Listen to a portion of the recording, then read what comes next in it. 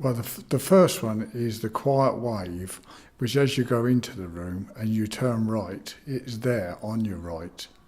And it is a picture of a wave of the sea. So you can imagine you're standing on a cliff looking out to sea, and you've got the actual wave as the wind is blowing the spray off of it. And then the one above is also the cornfield. And it goes back to when they used to just make a pile of the corn after they've taken the seed off the corn. And when you've got a ripe cornfield, you have this smell. And it is a lovely, sweet, fresh smell.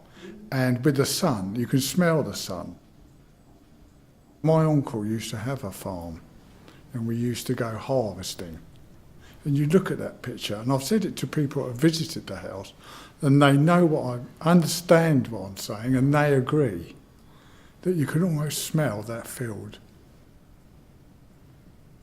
My name is Peter Smith. I'll be 5 years in July this year.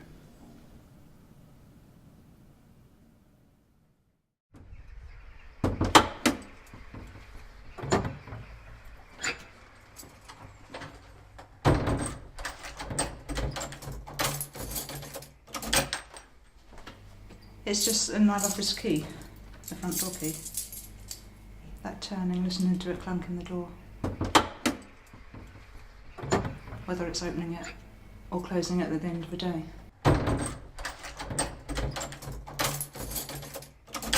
Especially in the middle of the season.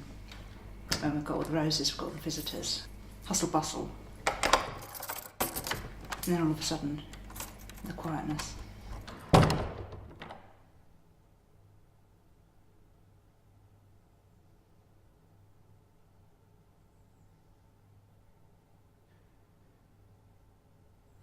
Anna Pizzi, I'm the assistant house steward at Mottisfont Abbey.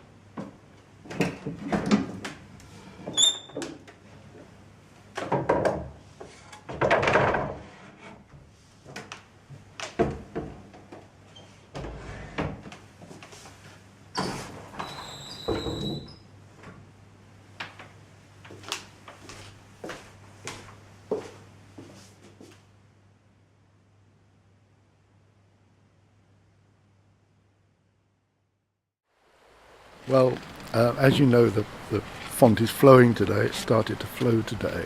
Generally speaking, it's flowing for most of the year. It's just the quiet times that where the water levels dropped away. Now, one of the jobs we do is to rake the bed of the gravel stream, because left to itself it becomes silted and slime grows on the silt and it becomes very, very unattractive. So we want to create that impression of crystal water flowing over really pure, clean gravel. So a couple of times a week before the people come in, we get in there with plastic lawn rakes and just rake through the gravel, stir it all up, and it just maintains that impression of cleanness and purity. We do have one volunteer called Mike who has sort of specialised in that now, and that's his Tuesday morning job. It's been dry since early July. It started running today after the heavy rain of last night, yeah. It's the 13th of December. David Stone, head gardener at Mottisfont.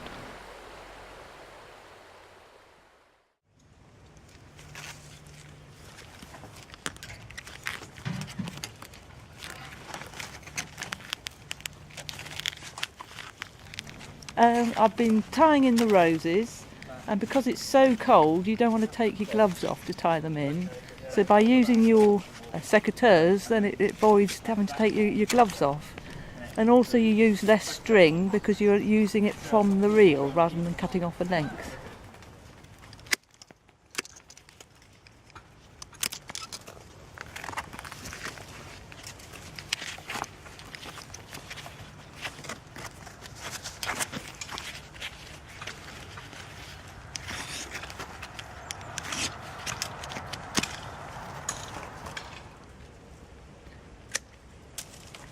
I'm Kat Wayman and I'm one of the gardeners at Mottisfont.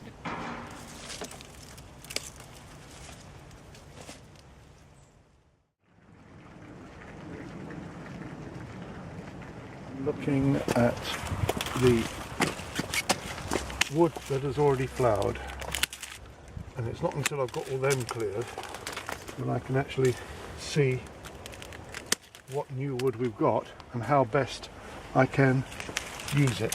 It's called Rosa Luciae from the Far East, and it's one of the parents of the modern Rambler roses. It's got a tiny little white flower, but they're absolutely smothered in white flowers and also smothered in bees. And once you've made a hole in the middle of the plant, you can actually start to see the structure. How long have you been pruning the roses at Mottisfont for? Gosh, since I started really, January 1978. So I've done most of these roses many, many times. And each time you prune a rose, you're also looking not only for the display of the coming summer, but also the best way to encourage new wood in order to encourage the continuing vigour of the rose through later summers. So it's very much an ongoing job. The varieties of roses that we grew at Mottisfont, certainly when I came in the late 70s, they weren't grown anywhere else. It was a unique collection in the true sense of the word, and so you couldn't really learn how to care for them anywhere else. It had to be at Mottisfont. So it's very important to bear in mind as you're pruning where new shoots are going to break to carry wood next year and the year after. And quite often you're working 2 or 3 years ahead. Oops. You see these old stems here? Now that's really good strong green wood, but what I want the plant to do is to put all its energy into these 3 lower canes, because that's where the future of the rose lies. All this is old stuff, and although it will continue flowering for many years to come, it will do so at the expense of the vigour of these shoots. Once they're in the front, they're free, and you can train them however you want.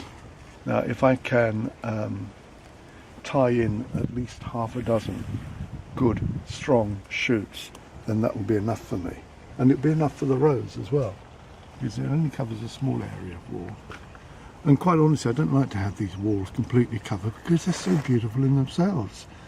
You look at those bricks, they are absolutely wonderful. They're 260 years old, those bricks. And they look at it, they're all pitted with the little holes where the bees have been, the masonry bees have been mining into them year after year after year to lay their eggs. That's what all those holes are. They're not nail holes. They're masonry bee holes. And on a summer's day, you can see them working into these sort of soft mortar, tunnelling in there, and they lay just one little single egg into each of these little holes and then fly away again. Absolutely incredible. So the whole wall is a habitat. It's not just there to provide shelter for the roses. It's there for that tiny little wildlife that depends upon it. Very exciting. Anything to do with the land or with growing things, living things, is a partnership between the gardener and nature.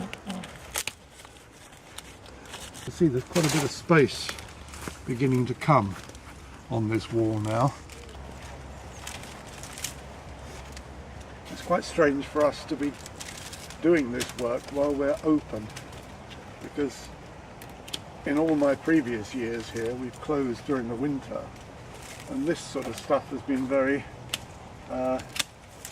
almost private work, in that we've been doing it in a garden which is closed to visitors, and people only see the end result. Well, having made up my mind what I'm going to do and what I'm going to save, it's then just the process. It's just a question of getting on and doing it, and not having second thoughts. Whoops. There we go. We've got tiny little thorns here, but they hang on to everything.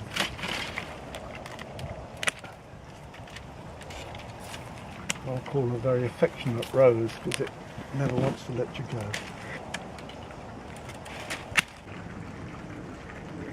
David Stone, head gardener at Mottisfont.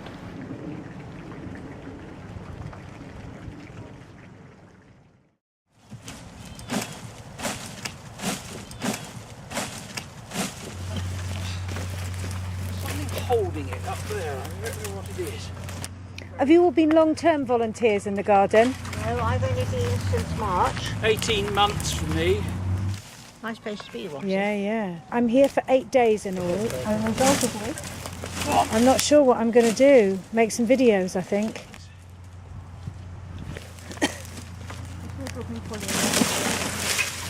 Brilliant. You got that on the camera?